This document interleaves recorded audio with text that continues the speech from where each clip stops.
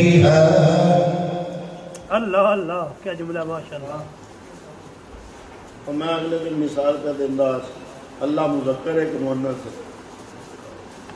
علماء آخیا نہیں جی وہ تو تذکیر و تانیث تو پاک ہے. میں کہ پورے قرآن میں کوئی ایک یا مقام دکھاؤ جتھے اللہ نے اپنے واسطے مؤنث ضمیر استعمال کیتی ہوئے. مذکر مؤنث تو پاک ہے، مون بھی اپنے واسطے مذکر ضمیراں استعمال کر رہا ہے. کیوں؟ اس تو کہ مذکر مؤنث دوویں ہون تے او دے وچوں جڑا فاعل کے درجے بلند ہے وہ مذکر ہے تے درجے بلند جڑا سیغہ ہے او دے نال بلاونا چاہیے. اے ادب ہے. مصطفیٰ نو بشر بشر دی رٹ لائیے تے ادب ہے. یا سونے مصطفیٰ نو رب آکھے قد جاکم من اللہ نور و کتاب مبین. میں نور بگھڑیا تے کتاب گلی تے آمنہ فرماؤں جنہ پیدا کیتا ہے خارج منی نور میرے چو نور پیدا ہوگا. تے آن والا مصطفیٰ خود آکھے یا جابر ان اللہ خلق قبر الاشیاء نور نبی کا من نور. اے جابر اللہ نے ہر چیز بنانے سے پہلے تیرے نبی کے نور کو اپنے نور سے پیدا کیا. رب آکے گلن والا نور گلے بی بی آمنہ جمن والی آکے میں نور جمے تے پیدا ہونے والا مصطفیٰ آکے میں نور ہاں. پتہ نہیں غلط فہمی کتوں ہوئی. حضرات محترم ہم بشر مانتے ہیں. حضور بشری لبادے میں آئے. جب رب سے لیتے ہیں تو نور کا پہلو سامنے ہوتا ہے. جب امت کو دیکھتے ہیں تو بشری لبادہ سامنے ہوتا ہے. بشر ہم مانتے ہیں لیکن بشر کی جو لوگ رٹ لگاتے ہیں جمعے بھی بشریت پہ، خطبے بھی بشریت پہ، سارا سال تقریریں تحریریں بشر ہے ہمارے جیسا ہمارے. کوئی یہ ادب ہے؟ یا حضور نبی کریم کو القابات سے یاد کرنا یہ ادب ہے. میں میلاد شریف کے مرکزی سٹیج پہ رس کر رہا تھا. کعب بن جو ہے نا 200 اشعار کا قصیدہ پڑھا. تو جب اس شعر پر پڑھے نا اس پر پہنچے کہ اے اللہ کے محبوب آپ کو اللہ نے نور پیدا کیا اور آپ کے نور سے کائنات منورہ. تو حضور نے چادر اوپر کی ہوئی تھی وہ اتار کے پھینکی کعب بن جو ہے کی. فرمایا یہ لو انعام. چلو یہ اینج پھر اینجی سے نور آئے تھے بشر آئے ان بشر ازی بھی من رہے ہیں. تھوڑے مولویاں غلط فہمی پائی تھوڑے دماغ ہے ساڈے بارے وچ گمراہ کیتے ہیں.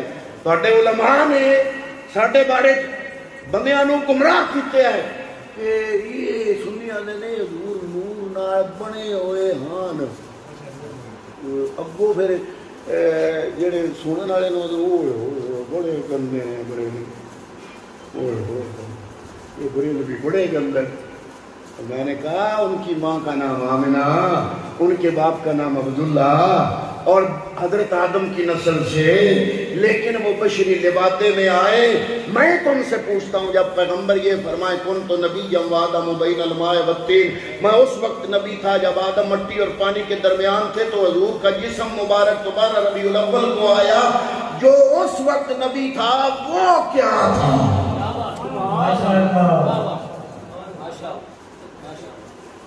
بھئی یہ جسم تو 12 ربیع الاول کو آیا. جو اس وقت نبی تھا جب آدم مٹی اور پانی کے درمیان تھے تم بتا دو وہ کیا تھا؟ وہ نورانیت مصطفیٰ تھی. حضور نبی کریم صلی اللہ علیہ وآلہ وسلم کی ذات کے ساتھ نسبت عین ایمان ہے. پھر جناب بدر بھی ہوئی اور بھی ہوئی، خندق خیبر ساری جنگیں ہو گئیں. پھر وہ وقت بھی آیا جب ابو عبیدہ بن جراح کا خط آیا. اس وقت زمانہ عمر فاروق کا تھا. انہوں نے خط لکھا بیت المقدس سے، حضور آپ کو مبارک ہو، اللہ رب العالمین نے ہمارے ہاتھوں سے مسجد اقصی کو فتح کرا دیا ہے. آ جاؤ، لیکن ان کی شرط ہے کہ اپنے امیر المومنین اپنے حاکم وقت کو بلاؤ، ہم چابیاں اس کو دینا چاہتے ہیں۔ چھوٹے ملازمین اور وزیروں اور گورنروں کو ہم نے بیت المقدس کی چابیاں نہیں دینی، اپنا سردار بلاؤ۔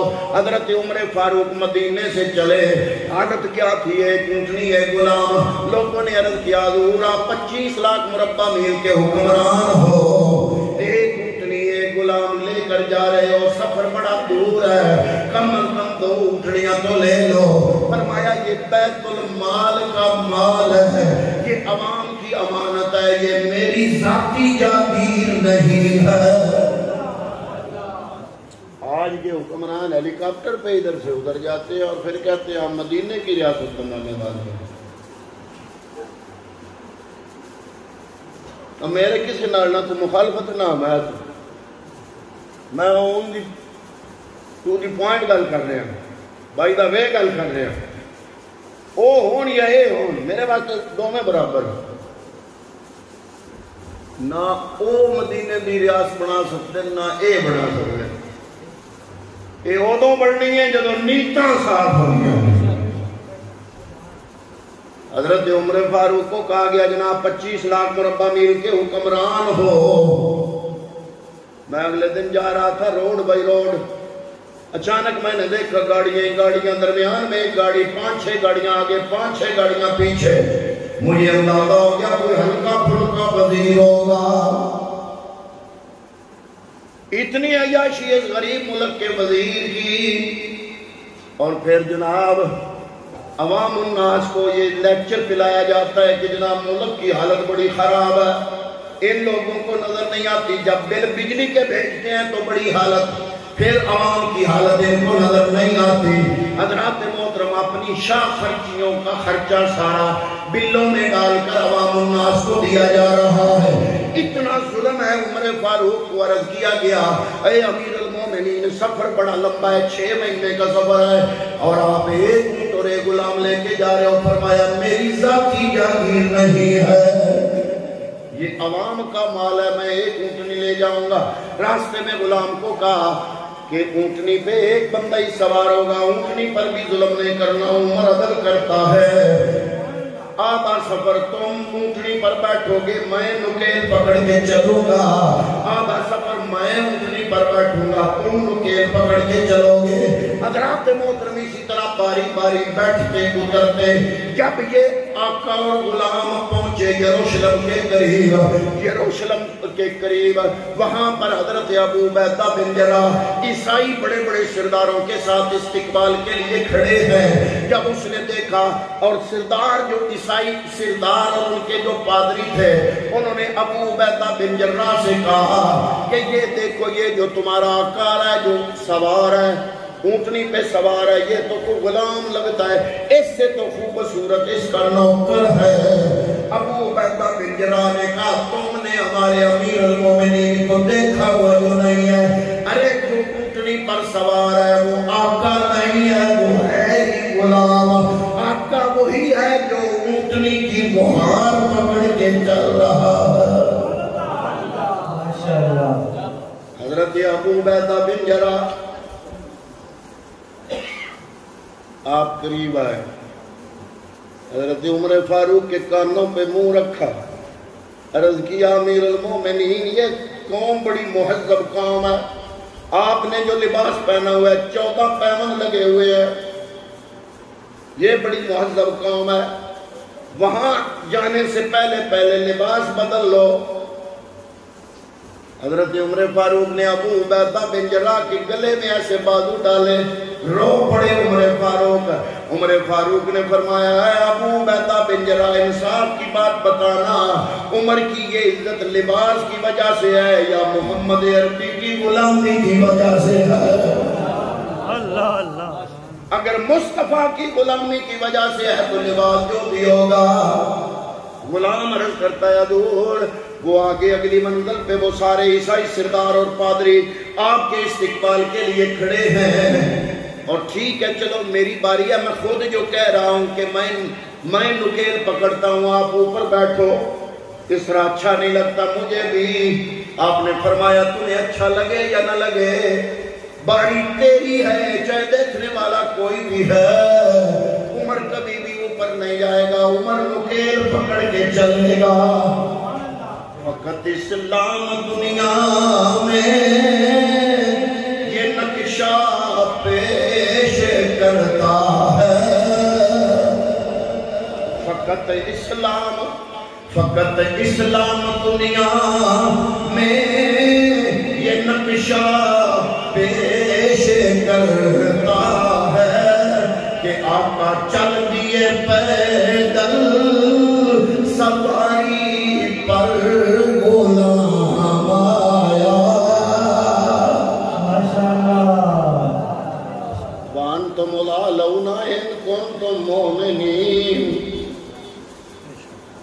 حضرت عمر فاروق آگے گئے، انہوں نے استقبال کیا، چابیاں دی، جناب چابیاں لو، تسی فاتح اسی مفتوح۔ حضرت عمر فاروق نے مسلمانوں کا قبلہ اول، یہ چھوٹی بات نہیں، غور سے سنو، مسلمانوں کا قبلہ اول بیت المقدس جو یہودیوں کے قبضے میں تھا، عمر فاروق نے چابی لے کے اس کا تالا کھولا، دروازہ کھولا، محمد عربی کے غلام بیت المقدس کے اندر آئے۔ جب سارے غلام میرے محبوب کے صحابہ کرام اندر داخل ہوئے، امیر المومنین فاروق اعظم نے آواز دی، این البلال، بلال کدھر ہو؟ بلال اس وقت بوڑھے ہو چکے تھے، حاضر ہوئے، امیر المومنین میں حاضر ہوں۔ فرمایا یہ بیت المقدس مسلمانوں کا قبلہ اول جو یہودیوں کے قبضے میں تھا، رب نے ہمیں عطا کیا، آج اس میں پہلی اذان تم دو گے، کیونکہ تم میرے آقا کی خدمت میں اذان دیتے تھے۔ حضرت بلال نے حضرت امیر المومنین فاروق اعظم کے حکم سے مسجد اقصی میں کھڑے ہو کر اذان دینا شروع کی، تو جب بلال کی آواز گونجی، میرے نبی کے سارے صحابہ چیخ پڑے، مسجد اقصی سے آہنگاری اور چیخنے چلانے کی آوازیں شروع ہو گئی۔ کیوں؟ اس لیے کہ جب بلال نے اذان شروع کی، اس وقت سارے صحابہ کے سامنے مسجد نبوی کا نقشہ ہو گیا۔ یہی اذان سونے مصطفیٰ کی خدمت میں حضرت بلال دیا کرتے تھے۔ نماز پڑھی جب عمر فاروق یہ قبضہ مسلمانوں کو دلوا کے جب واپس آ رہے تھے، میدان تیامہ میں سے گزرنے لگے، وہاں پھر رو پڑے۔ ساتھ جو نوکر ہے، خادم ہے، غلام ہے، وہ عرض کرتا ہے کہ امیر المومنین ہو، اتنے جری، اتنے بہادر، اب کیا ہوا؟ میدان تیامہ میں آ کے رو کیوں پڑے ہو؟ آپ نے فرمایا یہ میدان تیامہ، اس میں میں بچپن میں اونٹ چرایا کرتا تھا، اور عرب لوگ اپنے بچوں کو تگڑا بنانے کے لیے، پہلوان بنانے کے لیے اس پہ فخر کرتے تھے کہ میرا بچہ اتنے اونٹوں کو چلا سکتا ہے، یہ ان کا فخر تھا۔ اور میرے باپ خطاب نے مجھے کہا کہ یہ اونٹ لوگ اور جا کے چراؤ۔ جب میں چرانے کے لیے یہ میدان تہامہ میں آیا، میرے باپ نے حکم دیا کہ ان 5 اونٹوں کو قطار میں کھڑا کرو۔ جب میں اگلے اونٹ کو سیدھا کرتا، پچھلا ٹیڑھا ہو جاتا، پچھلے کو سیدھا کرتا، اگلا ٹیڑھا ہو جاتا، میرے باپ خطاب نے مجھے تھپڑ مارا، اے عمر، تم میرے بیٹے ہو کر تمہیں ان اونٹوں کو سیدھا کرنے کی سمجھ کیوں نہیں آ رہی؟ کیوں ان اونٹوں کو سیدھا نہیں کر رہے؟ آپ فرماتے ہیں کہ مجھے وہ نقشہ میرے دماغ میں آیا، یہ وہی قیامہ ہے جس میں عمر 5 اونٹ سیدھے قطار میں کھڑا نہیں کر سکتا تھا۔ آج 25 لاکھ مربع میل پر حکمرانی کر کے سب کو ایک لائن میں کھڑا کرنے میں اگر کامیاب ہو گیا ہے تو یہ مصطفیٰ کی غلامی کا صدقہ ہے۔ سبحان اللہ، ماشاءاللہ۔ وَأَنْتُمُ الْأَعْلَوْنَ إِن كُنتُم مُؤْمِنِينَ۔ اگر مصطفیٰ کریم صلی اللہ علیہ وآلہ وسلم کے ساتھ سچا عشق ہوگا تو دنیا میں بھی عزت ملے گی، اللہ رب العالمین بھی آپ کی آپ کا عشق، آپ کی محبت، آپ کی زندگی قبول فرمائے گا۔ یہ عنوان لمبا ہے، جتنا لمبا لے جاؤ اتنا چلتا ہے۔ دعا کرتے ہیں کہ اللہ رب العالمین محمد کیسر مغل صاحب ان کی اس کاوش کو اپنی بارگاہ میں قبول فرمائے۔